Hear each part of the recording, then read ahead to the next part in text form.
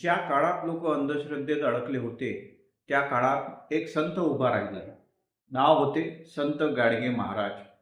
हातात झाडू, ओठांवर कीर्तन, पण संदेश मात्र स्पष्ट.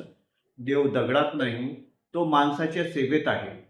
गावोगाव फिरून त्यांनी सांगितलं, भोंदूगिरी, खोटे चमत्कार आणि आडंबर यांना बळी पडू नका.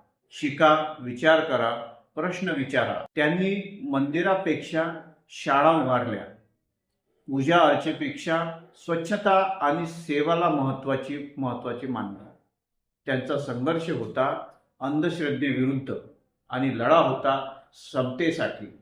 आज त्यांच्या जयंतीनिमित्त एक वचन देऊया.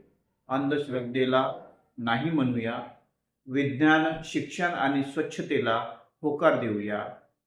हीच खरी आदरांजली. संत गाडगे महाराजांना त्यांच्या जयंतीनिमित्त आपण सर्वांना खूप खूप शुभेच्छा. विचार करा, अंधश्रद्धा टाळा.